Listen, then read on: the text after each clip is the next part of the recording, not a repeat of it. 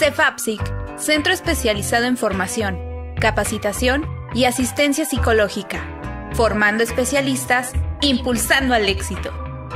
¡Comenzamos!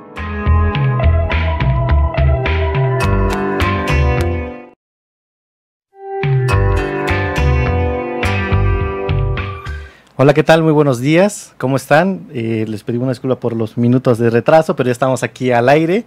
Agradezco al maestro Daniel nuevamente que está conmigo en este programa. Del programa pasado quedaron muchos temas por tratar y platicando, hace algunos días, buscábamos qué tema pudieran ser de interés para ustedes y sobre todo que les pudiera ayudar un poquito en el sentido de tener herramientas prácticas útiles para la vida diaria. En ese sentido estábamos entre un tema y otro y hoy en la mañana decidimos por fin que pudiera ser este tema que es de manejo de la ansiedad y organización para la vida. Así es, manejo de la ansiedad y organización para la vida. Y también tuvo que influir un poquito con varias personas que he estado platicando sobre lo que están viviendo en estos días, ¿no? Particularmente con una amiga platicaba anoche y hoy en la mañana precisamente me decía que a diferencia de muchos que en un principio sintieron incertidumbre, hay algunos que en la actualidad, en este momento, ¿no? Después de un mes, 2 meses que están resguardándose, ya sienten la incertidumbre de no saber qué va a suceder después y sobre todo cuándo vamos a regresar a las actividades que de manera cotidiana lo hacíamos. Particularmente, en este punto creo que no volveríamos a la normalidad, porque van a cambiar muchas cosas en el fondo y en la forma de cómo interactuamos, ya sea en el campo de trabajo, en el aspecto social, en el aspecto educativo, los que están estudiando y todo esto. Pero muy bien, antes es como un preámbulo al tema que nos toca hoy. Agradezco nuevamente a Daniel que esté aquí con nosotros. Bienvenido, Daniel, y muy buenos días. Muy buenos días, Francisco. Muchas gracias por la invitación. Un gusto estar aquí nuevamente y sobre todo hablando de este tema tan importante que siempre lo ha sido, pero que en esta situación de una u otra forma se vuelve bastante relevante por la condición en la que nos encontramos viviendo. Si bien lo acabas de mencionar, la ansiedad como parte de la vida es inevitable. Todo el tiempo estamos en ansiedad, sin embargo, el poder ahora hacerlo consciente desde los cambios que tenemos que hacer, desde las manifestaciones somáticas, fisiológicas que se presentan a nivel corporal, pues al estar más atentos de todo eso, lo podemos ver como un poquito más catastrófico en esta ocasión. El miedo precisamente de no regresar a una normalidad como anteriormente la veníamos viviendo implica, pues sí, que desde ahorita sepamos que una vez que regresemos a las actividades que anteriormente veníamos trabajando, pues no va a ser lo mismo, ¿no? Toda crisis requiere de un equilibrio mayor para realmente generar un aprendizaje. En este momento, de una u otra forma, las personas se encuentran pensando en qué es lo que han descuidado como parte de la vida, qué es lo que han descuidado como parte de su individualidad y de su felicidad, y eso es lo que ahorita representa como esta pauta de crisis, ¿no? Sí, claro, pero partiendo como bien lo dices, ¿no? En ocasiones la gente cree o creemos que las crisis son malas, ¿no? Uh-huh. Que no deberíamos estar en crisis, pero cuando en realidad las crisis son oportunidades de crecimiento, de darnos cuenta y de generar un cambio en nuestra vida o nuestro entorno, ¿no? Sí, las crisis al final de cuentas vienen implícitas en la vida del ser humano, ¿no? Por eso hay crisis del desarrollo, hay crisis circunstanciales, pero todas como tal nos llevan a la manifestación de un cambio, para lograr precisamente un nivel de equilibrio mayor que nos permita tener una mayor calidad de vida. Ahorita lo que estamos atravesando es una crisis circunstancial colectiva, ¿ok? ¿Por qué? Porque la mayoría de nosotros realmente estamos viendo cuál es la situación, estamos ante el temor, sabemos que existe un estímulo real, sabemos que existe una posibilidad real de enfermarme y de todas las consecuencias que puedan llegar a venir. Pero la importancia de poder manejar la ansiedad es no centrarte como tal en la idea catastrófica, sino poder hacer una reestructuración en la que nos planteemos diferentes alternativas y no solamente sea la alternativa de si me contagio me voy a morir, claro, porque es lo que muchos en este momento están pensando. Sí, así es, pero me gustaría que volviéramos un poquito en el sentido de qué está sucediendo con esta situación actual, de las fases propiamente que vivimos algunos ya hace 2 meses, hace un mes, y algunos lo están viviendo. Platicando con Fer ayer en la tarde, le preguntaba yo a él, ¿qué tema crees tú que a la gente le gustaría que se tratara en el programa? Y me decía Fer, pues hablar un poquito por qué la gente no hace conciencia del peligro real que existe, y por qué, a pesar de las recomendaciones de las autoridades sanitarias, la gente sigue exponiéndose, sigue sin seguir las medidas de seguridad y de cuidado, sigue haciendo reuniones masivas, ya sea partidos de fútbol, los tianguis, entre otras cosas, ¿no? Sabemos la situación económica que atraviesa el estado, el país, la ciudad, pero a pesar de eso, ¿qué sucede con esas personas? Y hemos escuchado a veces en programas de radio y televisión, y hemos escuchado en la calle decir a personas que esto no existe, que prefiero, incluso, ¿no? Hay memes que dicen prefiero que me mate el COVID que el hambre, o cosas así. Creo ahí que propiamente, no sé, tú me podrías explicar un poquito, hay un mecanismo como de defensa para no ver la realidad de las cosas. Claro, tenemos que entender que toda esta situación nos lleva a un duelo, ¿ok? El duelo por la pérdida de la salud y por la pérdida de la rutina que hemos tenido anteriormente. El que seamos personas que ya tenemos una programación nos lleva a, pues, ya tener como una planeación de actividades de manera anticipada, y ahorita, ante toda la contingencia, las recomendaciones sanitarias de quédate en casa, pues viene como tal esta parte de negación, que es uno de las primeras fases del duelo, ¿no? La negación de, pues, esto que está pasando no es real y pudiera parecer un mal sueño. Esta negación, pues, nos lleva como tal a seguir manifestando conductas de riesgo, como es el salir a la calle sin cubrebocas, el no lavarte las manos, el continuar en estas fiestas o en estos lugares donde confluye mucha gente y que el riesgo de contagio es mayor. De una u otra forma, una persona que ya salió, regresó a casa y dijo, pues, no pasó absolutamente nada, se reafirma en el decir, esto no es real, o a mí no me va a pasar, ¿no? En este punto sí es importante, Daniel, que me gustaría compartir un punto de vista muy personal, quiero precisarlo, en el sentido de hay que tomar y seguir las medidas como tal, ¿no? Como bien lo dices, saber que existe pues un virus ahí que propiamente causa afecciones en el sistema como tal, y que hay números, ¿no? Números de infectados y números de personas que han fallecido, y que también existían antecedentes de salud en esas personas. Pero más allá, si lo que me preocupa a mí es que las personas están en la negación, como bien lo dices, pero no desde la conciencia, que es muy diferente a las personas con las que he platicado, personas que tienen un despertar de conciencia diferente, que están en el aspecto más filosófico y más espiritual, en donde dicen que el miedo baja tus defensas y te vuelve vulnerable, ¿no? Al tener miedo al salir y todo esto. Esa es la otra cara de la moneda. El problema es que cuando, lo que bien podría, un punto medio para mí sería, es tener la certeza y la seguridad que tú vas a estar bien, que tus sistemas de defensa son altas, pero aún así seguir las medidas propiamente de la autoridad sanitaria, ¿no? El cubrebocas, la careta, lavarse las manos, llevar tu gel antibacterial y todo esto, sobre todo por tu bien y para el bien de los demás, porque finalmente el retar, porque a veces yo lo veo como un reto hacia el sistema, el no seguir las medidas, porque finalmente algo que tú puedes hacer de manera particular, de manera, pues, como una seguridad y una confianza en ti mismo, es conectarte con esta energía o esta divinidad o este poder superior hacia ti y decirte, bueno, yo estoy protegido y cuidado, y yo confío en mis sistemas de defensa, como decía, para que yo sea inmune a esto, mentalizarte, pero aún así seguir, ¿no? Es ahí donde existe una diferencia entre las personas que simplemente siguen su vida o su rutina, pero como un duelo, como una negación, como lo dices, como la etapa del duelo, la negación absoluta, donde no se conecta más allá de... Sí, no se conecta porque precisamente existe un miedo, ¿no? Es un miedo no manifiesto en el que la forma de actuar es hacia el ataque, ¿no? Recordemos que el miedo tiene 3 funciones, que es la fase de parálisis, la fase de huida y la fase de confrontación. Existen personas que inmediatamente se van a la fase de confrontación porque no se les ha enseñado a manejar las emociones y sobre todo al no saber manejar el miedo, pues esta introyección que traemos desde pequeños de los niños no deben de tener miedo, las niñas deben de ser fuertes y deben de tolerar, en muchas ocasiones sí influye sobre la vida adulta.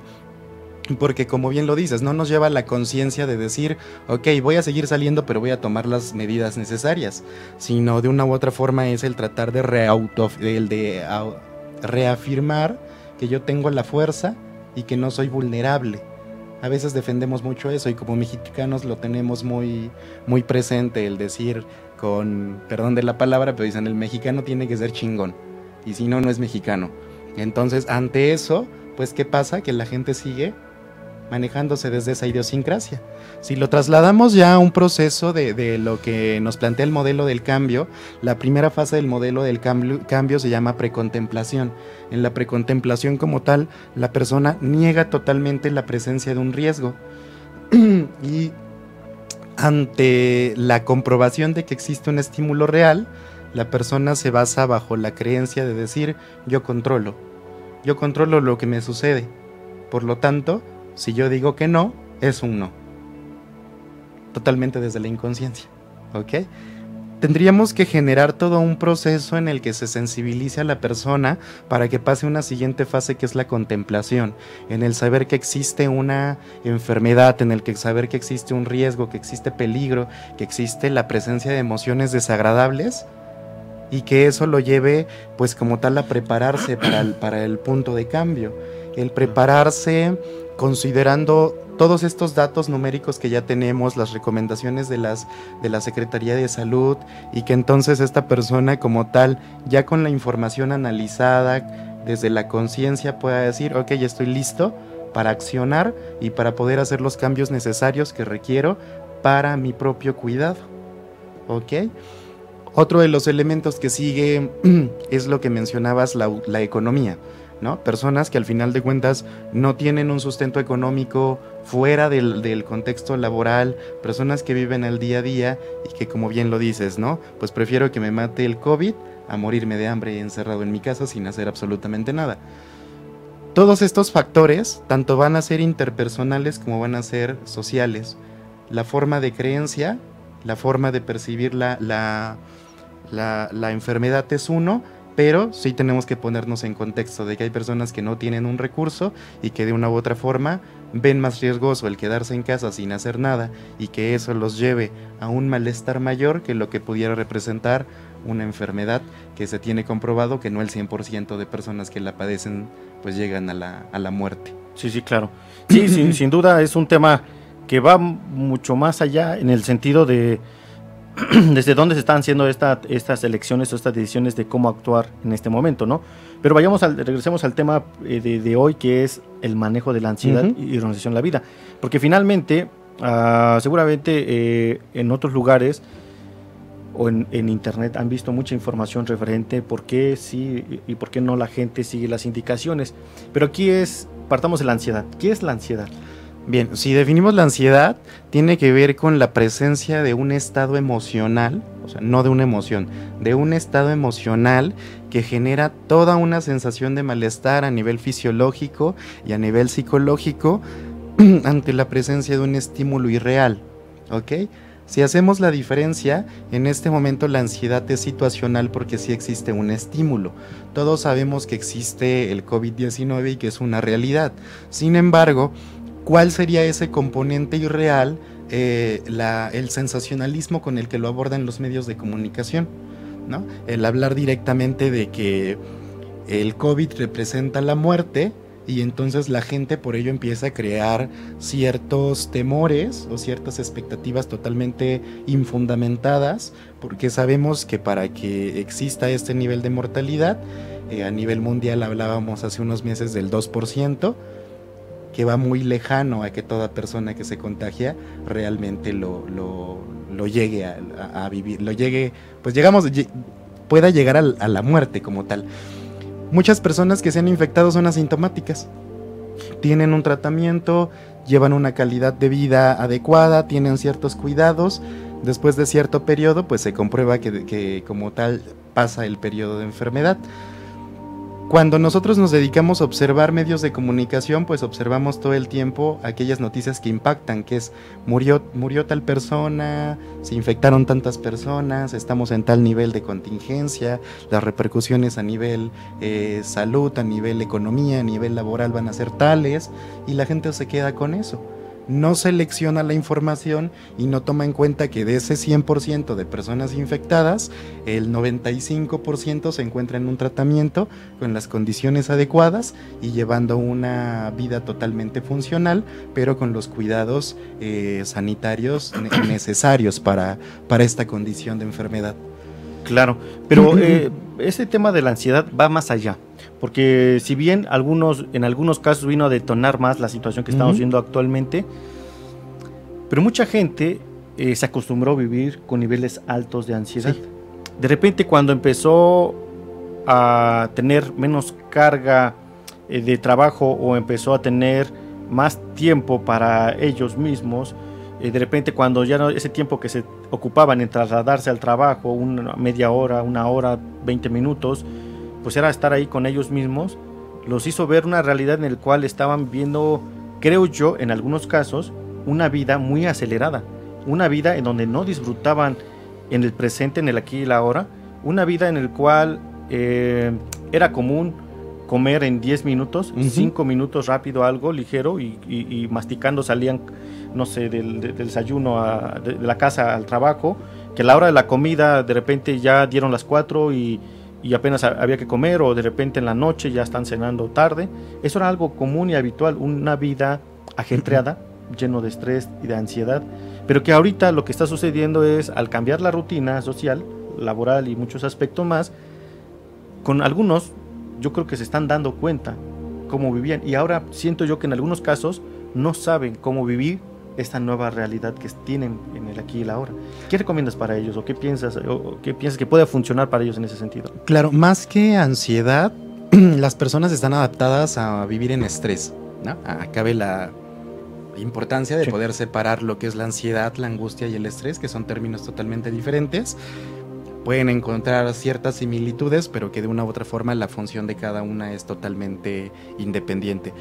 La recomendación iría más precisamente a este término que conocemos como organización para la vida. Justamente anoche estaba calificando las tareas de las personas que se inscribieron a este taller, y que justamente muchos mencionaban esto, ¿no? Me doy cuenta de que vivía tan apegado o tan apegada al trabajo que se me olvidaban otras áreas. ¿Ok? Me doy cuenta de que a pesar de que terminaba mi horario laboral, llegaba yo a casa y seguía yo trabajando. Y ahora que estamos en una situación de contingencia, realmente no encontré qué hacer porque mi vida se enfoca solamente a la esfera laboral. Un ejercicio importante es el poder evaluar qué tan satisfecho y qué tanta atención yo realmente le brindo a todas mis esferas y no solo a la laboral. ¿Qué importancia le doy a mi esfera familiar, a mi esfera social, a mi salud, a mi tiempo como individuo, al ocio, a los autocuidados? El poder hacer toda esta visión panorámica de que realmente no solamente vivo para trabajar, sino para poder tener una vida multifacética. Analizar qué tanto se tiene una buena comunicación con la familia, ¿no? Qué tan difícil se está viendo en este momento en casa que tengamos interacción. ¿Ok? Porque puede que todos se encuentren cada quien en su cuarto revisando el teléfono y que solamente nos veamos a la hora de la comida, o que estemos tratando de promover la unión a través de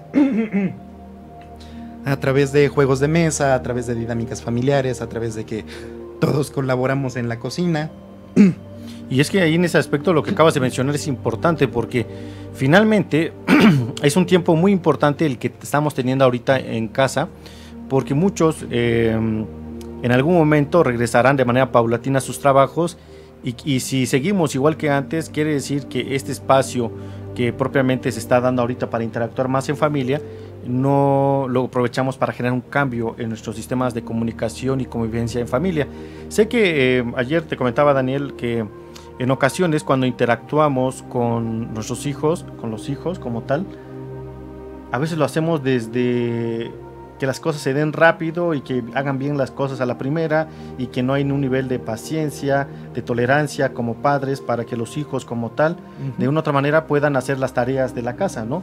Estaba leyendo el libro de los 7 hábitos de la gente altamente efectiva y hablaba sobre propiamente de la delegación, delegar propiamente las responsabilidades. Y ahorita que estás hablando de Organización para la Vida, hablaba un punto, ¿no? El autor hablaba sobre su experiencia, como cuando él quiso distribuir las tareas de la casa, puso una lista enfrente en la sala, puso una lista y cada quien tenía que elegir qué se le facilitaba más, desde ir a pagar al banco, desde podar el césped, desde lavar los trastes y cosas así. Entonces cada quien escogió las tareas, ¿no? Y el autor mencionaba, y su hijo de 7 años dijo, pues yo quiero ayudar en el jardín, a mantener el jardín. Y decía él, a mí me costó trabajo soltar esa parte porque el jardín para mí era algo muy preciado, ¿no? En donde para mí tenerlo verde, ¿no? Y limpio y el pasto corto era importante. Entonces lo que hice fue por 2 semanas enseñarle cómo hacerlo, cómo para mí era importante que él mantuviera el jardín verde y limpio. Entonces, dice, 2 semanas fueron de adiestramiento o de capacitación para mi hijo, para decirle yo cómo quería, pero no bastaba con las palabras. Dice, lo que yo hice fue llevarlo a la casa del vecino, en donde me encantaba su jardín, y donde el pasto era todo cortito, todo verde y limpio, ¿no? Sin nada de basura. Entonces le llevé para decirle, mira, para mí un jardín limpio y verde y bonito es así como el del vecino. ¿Te diste cuenta? Ya sí, dice. Bueno, pues así quiero que lo tengamos el nuestro. Si te das cuenta, el nuestro hay manchas donde está el pasto ya amarillo porque no se regó bien durante los días que regamos el pasto, ¿no? No le llegó el agua o le falta hacer ahí limpiar la maleza o no sé si hay algo más que le esté quitando los nutrientes. Dice, y a pesar de que 2 semanas que ya le dije, ¿ya estás listo? Sí. A pesar de que yo le di la indicación y él tenía que empezar al día siguiente, no lo hizo por 3 días. Entonces yo estaba enojado. Entonces la reacción mía era decir, bueno, ¿sabes qué? No lo sabes hacer, mejor yo lo hago, regañarlo, enojarme y terminar haciéndolo yo las cosas, decía, ¿no? Pero ¿qué hice? Dice, en vez de actuar como normalmente actuamos, lo que yo hice fue hablar con él. Dije, oye, dentro de las reglas que estaban, yo tenía que supervisar 2 veces por semana el jardín, quiero que vayamos a supervisar cómo está. Y entonces mi hijo de 7 años, decía el autor, se puso a llorar en mis brazos. Digo, es imposible, es complicado, no sé cómo hacerlo. Pensé que iba a ser más sencillo y no sé cómo hacerlo, la verdad. Dice, entonces le dije, no te preocupes. Recuerda que uno de los acuerdos que tuvimos era que yo te iba a ayudar. Que yo te iba a ayudar cuando tú no estabas, solo tú tenías que guiarme y decirme qué tienes que hacer. Dice, y ahí lo que yo fomenté fue la confianza en él, que sí podía, reforzar que sí podía en vez de regañarlo. Y la verdad yo estaba molesto porque el jardín ya estaba, pues el pasto estaba seco en algunas partes porque llevaban días sin regarse, pero aún así sirvió más allá el ejercicio, la actividad para mi hijo, para que mi hijo se hiciera responsable en las tareas de la casa y que no desistiera a la primera porque simplemente no sabía cómo iniciar. Y a partir de ahí su hijo hizo propio el jardín y lo mantuvo bien. Pero pasó un proceso de enseñanza, aprendizaje, de capacitación, de explicarle al papá cómo quería que hiciera las actividades, después la supervisión y posteriormente dejarle el tema de la confianza para que lo hiciera él mismo, ¿no? Me imagino que en casa, en la Organización para la Vida, los que tienen hijos en familia, va un poco en ese sentido. No sé ahí cómo podría funcionar para las familias el tema de la Organización para la Vida. En casa precisamente va de esto, del poder hacer un análisis de cuáles son mis puntos fuertes y mis puntos débiles como familia, del poder saber cuáles son mis habilidades y cuáles son aquellas áreas de oportunidad que podríamos tener como individuos.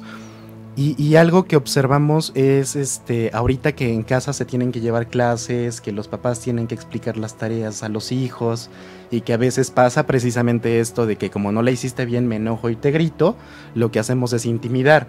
Sin embargo, recordemos que antes de dar una instrucción tenemos que ponernos en ese contexto de cuáles son las herramientas con las que la persona cuenta para poder ejecutar esa tarea.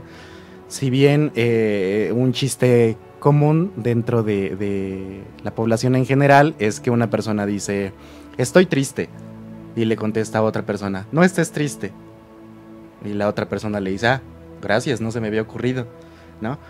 Realmente sonará bastante chusco, pero si no sabemos y nos dan una instrucción que pudiera ser tan sencilla, pues realmente se vuelve todo complicado. Entonces yo me tengo que asegurar de que realmente aquello que estoy solicitando lo pueda yo ejecutar al menos una vez con la persona, poder explicarle la importancia de cada uno de los elementos que incluyen esa tarea y poder hablarle tanto de la importancia y de la urgencia que requeriría esa función. Tiene que ver mucho con una comunicación asertiva. Una comunicación asertiva. Fluida. Pero sobre todo yo creo que las reglas muy claras desde un principio. O sea, si no haces la actividad, ¿no? El padre, refiriéndose en el tema del padres hacia los hijos, ¿qué consecuencias puede tener? Pero no la primera, ¿no? Porque tendemos mucho a hacer eso, de que queremos que el niño o el adolescente haga bien las cosas a la primera, ¿no? Y se nos olvida que hay un proceso propiamente de adoptar esa actividad como algo propio para ellos, pues, para que sea parte de su dinámica propiamente del día a día. Y son hábitos que finalmente se tienen que fomentar, y tan es así, ¿no? Que se nos habla ya como adultos que a veces son 21 días que tenemos que hacer de manera continua una actividad para que se vuelva un hábito. Entonces, más en los hijos, ¿no? ¿Por qué no tener esa paciencia? Pero regresando, ¿nos podrías apoyar en explicar un poquito cuál sería la diferencia entonces entre ansiedad, angustia estrés y angustia? Ajá. Bien, como tal, si hablamos de ansiedad, se refiere a toda la sintomatología psicológica que se puede llegar ante la presencia de un estímulo irreal. Cuando hablamos de angustia, hablamos ya de la sintomatología fisiológica que se presenta por el impacto que generan estas sensaciones o pensamientos psicológicos sobre el cuerpo. Estos dos términos se encuentran muy estrechos y muchas veces los tomamos como sinónimos, y hasta cierto punto se ha llegado a manejar tal cual. No hay como tal un problema, pero sí tenemos que hacer esta diferencia, que uno es de origen psicológico, el otro es de origen fisiológico. Y el estrés, por lo tanto, es una reacción que tenemos ante la presencia, ahí sí, de estímulos reales. ¿Por qué? Porque yo puedo estar estresado porque tengo que entregar una tarea a las 12 de la noche, ya me dieron las 11, yo no he hecho nada, y entonces el cuerpo en automático se prepara para la acción. ¿Ok? Se prepara porque va a concentrar toda la energía y toda la atención en cumplir como tal en esa tarea. Hemos vivido estresados porque realmente ante la saturación de tareas a nivel laboral, familiar, personal, no tenemos una adecuada organización en la que podamos distribuir los tiempos. Entonces, todo lo dejamos al final, y cuando ya vemos que falta poco tiempo, nos estresamos y accionamos, nos damos cuenta que lo pudimos resolver y se vuelve un hábito. Se vuelve un estilo de vida el vivir bajo ese estrés, porque cada vez que a mí me ocurre me demuestro que sí lo puedo hacer. ¿Ok? Como se vuelve cómodo de una u otra forma, cómodo a nivel ocio, porque podemos estar 3 horas con el teléfono cuando le pude haber dedicado 4 horas a una tarea, y al final de cuentas, como le dediqué 3 acá, solamente le voy a dedicar 1 hora a la tarea, pero al final de cuentas lo logré hacer. No soy consciente de la insatisfacción, del riesgo físico, del riesgo emocional que me trae como tal el adaptarme a ese tipo de funciones. Y es ahí donde la gente se vuelve irritable. ¿Okay? No considera todos los malestares que vienen adelante, y que por consecuente pues podríamos hablar de que entramos ya en temas de un síndrome burnout, por ejemplo. ¿Ok? Es importante entonces ahí poder gestionar y poder hacer una distribución, como lo mencionabas un momento, de todas las facetas de la vida. ¿Cuánto tiempo al día yo le dedico al descanso? Porque ese es uno de los elementos más importantes en este momento. Si como yo me doy cuenta de que no tengo que llevar mi rutina como todos los días, ahora lo que hago es que me duermo a las 3 de la mañana por estar viendo una serie, por estar con el teléfono, y me despierto a las 7, porque es la hora en la que normalmente me frecuento levantar, yo ya estoy perdiendo tal vez 3 o 4 horas de descanso. El cuerpo no tiene esta recuperación de energía necesaria, la mente no termina de procesar toda la información que recopiló durante el día, el sueño no permite este estado de relajación que tendría que llegar al cuerpo, y al otro día como me levanto tenso. Y es que acabo de decir algo importante, porque quería preguntarte, ¿tú qué crees, a qué crees que se deba que muchas personas no pueden dormir en la noche? Yo la verdad me sorprendo cuando de repente un día, en todo este tiempo que llevamos de la cuarentena, solo un día me dormí a las 4 de la mañana, y eso porque yo elegí ver una serie completa que se llama El Mesías, que por cierto se lo recomiendo mucho. Solo está la temporada 1 y lo terminé de ver toda la noche hasta las 4 de la mañana, pero elegí conscientemente, dije, esta serie me encantó, la veo y sé que mañana tengo que levantar temprano. Pero los demás días, afortunadamente yo me voy a la cama a las 11, 11 y media, a las 12 a más tardar, yo caigo rendido, ¿no? O sea, puedo descansar sin ningún problema. Pero a diferencia de varios amigos y amigas, me han dicho, yo no puedo dormir. ¿Cómo le haces tú para dormir? Porque pueden dar las 12, la 1, las 2, 3 de la mañana y no, literal no tengo sueño. Le digo, ¿por qué no te vas a acostar y apagas todo? Dice, porque estoy en la cama y me aburro porque pues no logro conciliar el sueño, entonces para mí es más fácil agarrar el celular. Y el celular pues puedes pasar otras 2 horas sin que te des cuenta. Pero ¿qué pasa con esas personas? Porque esas personas perdieron, ¿no?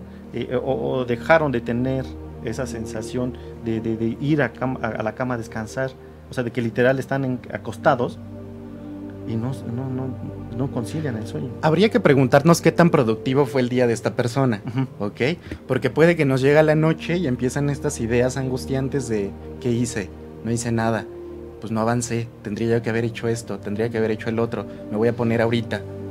¿Ok? Y entonces quizá a esas altas horas de la noche me pongo a doblar la ropa, o me pongo a hacer las tareas que tenía yo pendientes, o me pongo a buscar algo que hace tiempo que no he visto y que en este momento me preocupa dónde está. Porque realmente desde la inconsciencia no siento la satisfacción de haber logrado alguna cosa durante el día. ¿Ok? Lo que mencionábamos, el no descansar el tiempo adecuado, pero también porque durante el día habría que ver cuánto tiempo paso acostado, cuánto tiempo paso al teléfono, cuánto tiempo paso en una siesta tal vez por la tarde, y eso empieza a generar una alteración en el ciclo del sueño, ¿no? Sí, claro. Ya no lleva como tal la misma programación, y en el momento en el que esto nos implique regresar a una normalidad se vuelve complicado porque todo mi sistema fisiológico, todo lo que me conforma como ser humano, sufre ciertas alteraciones para adaptarse a la condición de vida actual, y en el momento en el que se me exige un cambio tan brusco, pues por supuesto que la voy a empezar a sufrir. Por lo tanto, sí implica el poder hacer conciencia de qué tan relajado y qué tan concentrado me encuentro en mi bienestar, porque es una salida fácil el que yo no puedo dormir, agarro el teléfono, me paso 2 o 3 horas. Por supuesto que la luz del teléfono tiene un impacto sobre el organismo, porque no va a permitir que yo me duerma al estar generando un estímulo constante, claro. Y por lo tanto no voy a poder dormir. ¿Ok? Entonces sí sería importante que lo podamos dejar a un lado, que quizá busque una alternativa distinta de distraerme, el ponerme tal vez a leer un libro, el poderme escuchar música instrumental, o incluso poder aplicar técnicas de respiración y relajación que en este momento de la vida son muy importantes y funcionales. Yo algo que le agregaría más ahí también, Daniel, es el tema de las noticias. Hay un autor de libros que se llama Guillermo Ferrara, quien lo sigo desde hace varios años. Tiene varios libros, uno El secreto de Adán, El secreto de Eva, entre otros libros. Y son novelas muy interesantes que vienen información sobre lo que acontece a nivel global, pero en forma de novela, ¿no? Y él, escuchándolo ayer en un audio, decía propiamente de cómo a veces nosotros compramos o adoptamos sistemas de información que existen en las redes sociales, en los medios de comunicación, en la televisión, en donde la mayor parte, como tú decías al principio del programa, son noticias que finalmente tienen un impacto en nosotros, aunque no nos demos cuenta, ¿no? Sobre los números de muertes a nivel mundial, en el tema de a nivel nacional o a nivel local, en la ciudad, cuántos contagiados, cuántos muertos. Imagínense ustedes despertar y consumir toda esa información, y luego antes de ir a dormir o a la hora de la comida, porque hay noticieros a la hora de la comida, y luego en la noche, porque a veces nuestra justificación es quiero estar informado de lo que está pasando. Pero si fuese así, tan es así que tan fácil sería accesar a un medio de comunicación de nuestra elección en el celular, leerlo, cerrar y ya, en vez de ver toda la cadena de noticias que pasa durante media hora, 1 hora, donde son muertos, donde son propiamente la delincuencia como tal no ha bajado a pesar del COVID y otras cosas más. Información que no alimenta al alma, información que no te ayuda a estar tranquilo, información que no te permite conectarte contigo mismo, que no te permite disfrutar de la vida. Información que en ocasiones propiamente lo único que provoca en ti, ¿no? es estos niveles altos de ansiedad. Como bien lo explicaba hace ratito, ¿no? La diferencia entre angustia, ansiedad y estrés. Y en ese sentido, una recomendación que yo podría hacerles es propiamente, ¿no? Si no, como bien lo dices, no pueden descansar, revisar sus hábitos que están teniendo, pero también dejar de consumir toda esa información que a veces no nutre a nuestro ser, a nuestra persona. Entiendo que para muchos es importante estar informados, pero hay otras formas de estar informados. Y Guillermo Ferrara hablaba precisamente de eso, ¿no? Que el escuchar ese tipo de noticias provocaba que tu nivel de frecuencia bajara, que en tu propiamente estuvieras enfocado más en el problema, en la situación, que enfocarte más en ti mismo y en lo que sí tienes, lo que sí es algo, digamos, lo que sí es tangible, lo que está en tus manos controlar, que son tus emociones, tus pensamientos, tus ideas. Y que en la medida que tú te puedas conectar contigo mismo, te va a permitir darte cuenta qué cambios tienes que hacer en ti. Y sobre todo, cómo puedes cambiar la relación y el vínculo con tus familiares, con los que vives, en tu trabajo y otras cosas. Pero también te va a permitir ser creativo, generar nuevas ideas, porque muchos pensamos, cuando pase la situación que estamos viviendo, empezaré a hacer ejercicio, comeré saludablemente, generaré nuevas ideas y cosas así. Pero ¿por qué no empezar desde ahorita? Comprar una libreta y tener ahí propiamente un manual de apuntes, decir, muy bien, todas estas cosas quiero hacer, porque te apuesto de aquí a que volvamos a nuestras actividades cotidianas, se nos van a olvidar muchas cosas, pero si lo tenemos por escrito y lo revisamos, creo que esas ideas son muy buenas, que pueden influir en un momento de conexión contigo mismo, en un tiempo que tengas la oportunidad de reflexionar sobre la vida. Pero, ¿qué otras estrategias, Daniel, podrías recomendar a las personas que están más preocupados y preocupadas qué va a pasar después? O sea, que están, digamos, visualizando el futuro y no disfrutando del presente. ¿Ahí qué le recomendarías a esas personas? Bien, hay una técnica que es precisamente la reestructuración cognitiva, en la que yo tengo que identificar ese pensamiento que me está causando malestar. Tengo que definirlo de una forma muy concreta. Por ejemplo, si yo tengo temor de que en algún momento me contagie de COVID y esto me provoque la muerte y entonces yo contagie a mi familia, ¿ok? El pensamiento, ¿cómo lo podríamos fragmentar? Solamente como le tengo temor al COVID-19, ¿ok? Una vez que yo identifico este pensamiento, ahora es poder evaluarlo. ¿Qué tan real es? ¿Ok? ¿Cuáles son los fundamentos que yo tengo para creer que eso me va a pasar a mí? ¿Ok? Después de eso es cuáles serían las consecuencias de que me pasara y cuáles serían las consecuencias de que no me pasara, para que entonces desde ahí yo ya me empiezo a plantear dos alternativas. Me centro ahora en todo lo que va a pasar si no me pasa, ¿ok? Para tener un pensamiento alentador y empezar a construir la funcionalidad a través de la alternativa de no me voy a enfermar. Una estrategia que obviamente es mucho más profunda, habría que hablar durante un buen rato acerca del punto, pero la pueden buscar así, técnica de la reestructuración cognitiva, ya viene como tal todos los pasos a seguir.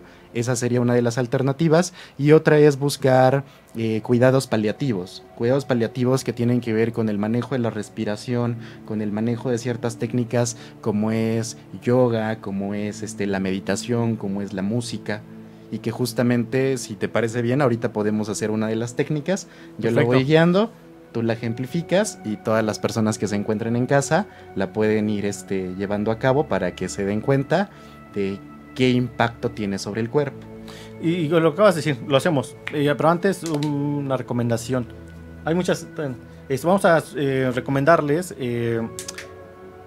un curso taller que tenemos sobre manejo de la ansiedad y Organización para la Vida, que lo imparte el maestro Daniel.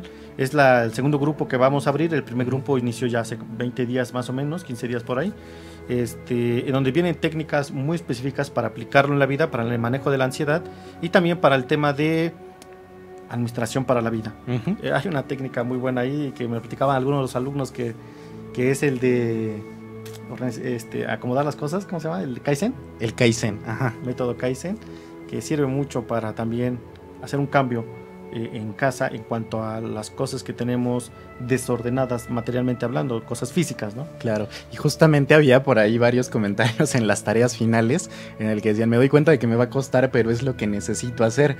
Y precisamente la filosofía Kaizen dice cambios pequeños para generar un cambio real e impactante, ¿no?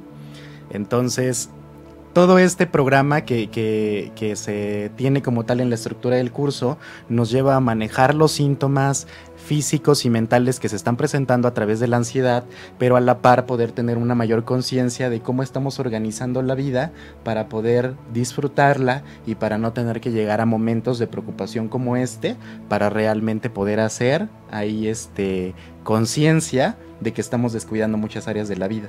Claro. ¿Okay? Tiene como tal una buena estructura, es bastante práctico.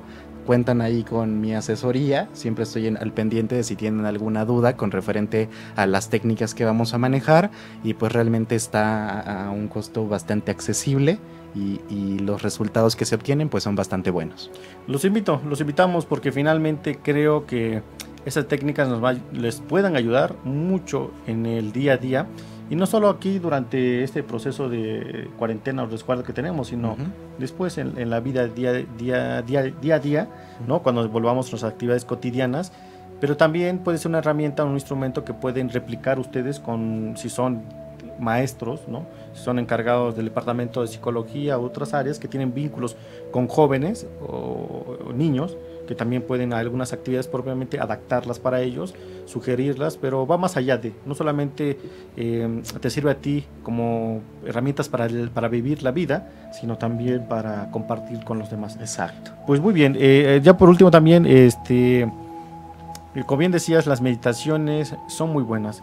En internet en YouTube hay muchas meditaciones guiadas ya, solo tienes que elegir la que te haga clic, porque hay unas que son muy digamos cortitas y no te ayudan mucho, pero hay otras que más o menos que duran desde 10 minutos hasta 1 hora, depende de cuánto tiempo le quieras dedicar.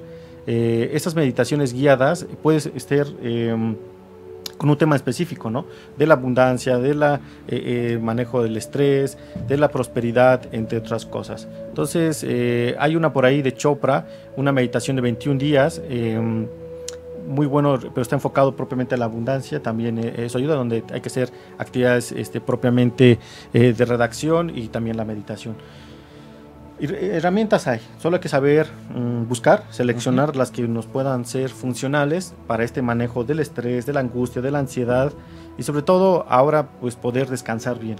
Claro. Si tenemos el tiempo y la oportunidad de dormir más horas y descansar, y ya no las 5 horas, 3 horas que antes por la carga de trabajo y por la dinámica de vida, si ahorita podemos hacer las 8 horas que se recomiendan, pues hacerlas, ¿no? Mucha gente, como bien dices, opta por dormirse a las 3, 4 de la mañana para levantarse 11, 12 del día. Entonces, lo que recomiendan los especialistas también es, a veces en el tema del descanso, es seguir nuestros horarios que teníamos antes o los que vamos a tener cuando regresemos a nuestras actividades cotidianas, empezar a adoptar ese horario y ver la forma de que realmente nos podamos desconectar de esto a tiempo. Claro. Y no lo hagamos, como bien lo decías, 5 minutos antes de dormirme. Lo recomendable, a veces dicen algunos artículos en internet, artículos de fuentes confiables, que lo ideal es 1 hora antes de ya estar desconectado y apagado antes de realmente irnos a acostar. Porque es el proceso cuando literal ya tú estás desconectado del dispositivo móvil y tú ya estás un poquito más haciendo el proceso de irte a descansar como tal, ¿no? Pero te cedo la palabra para hacer la actividad. Pues vamos a acomodar la silla para que puedas tener el espacio. Ajá. Ok. Lo importante de esta técnica es que podamos tener una posición en la que nos sintamos cómodos. Vamos a colocar las manos sobre las piernas y lo primero que vamos a hacer es concentrarnos sobre la respiración. La respiración en este caso tiene que ser diafragmática. ¿A qué me refiero? A que no debes de sentir que se eleva el pecho, sino el abdomen. Entonces hacemos esta respiración en tiempos de 3 para inhalar, 3 para mantener y 3 para exhalar. Entonces hacemos la primera inhalación, 1, 2, 3, mantenemos el aire, 1, 2, 3, exhalamos por la boca, 1, 2, 3. Volvemos a repetir, 1, 2, 3, mantenemos 1, 2, 3. Exhalamos. 1, 2, 3.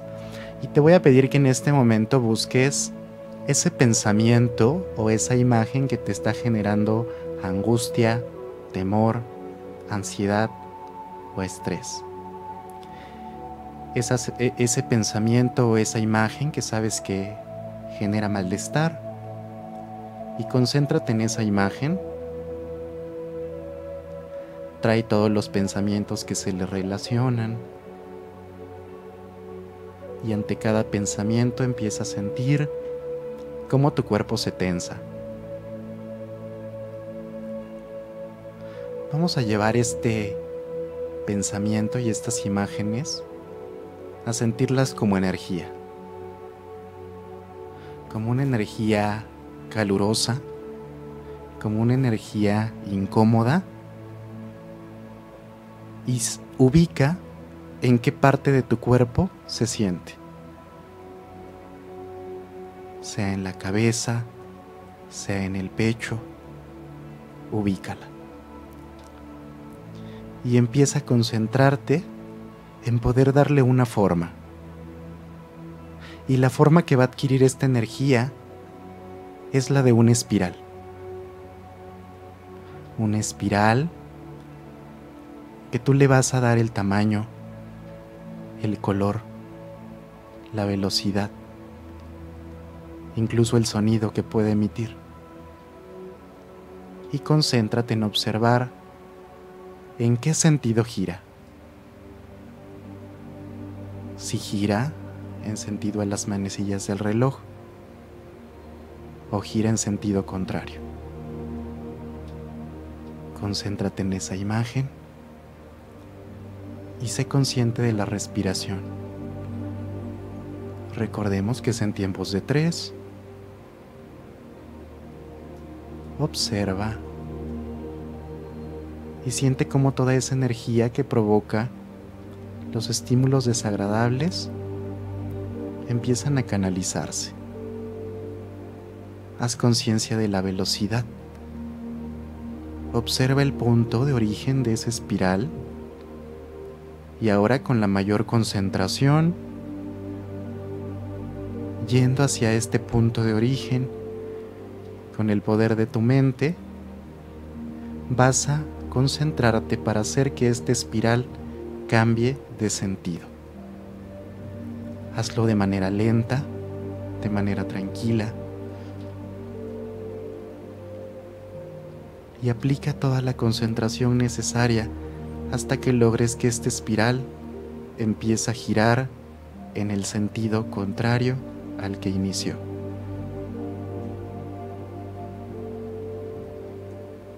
Respiramos y aplica toda la concentración.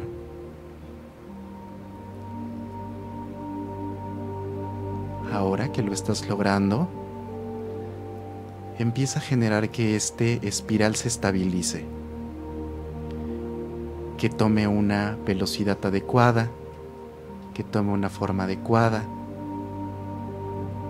y que esta parte del cuerpo en el que se sentía esa sensación desagradable, ahora siente tranquilidad. Lo colocamos sobre el cuerpo y lo dejamos girar de forma armónica. Inhalamos en tiempos de 3.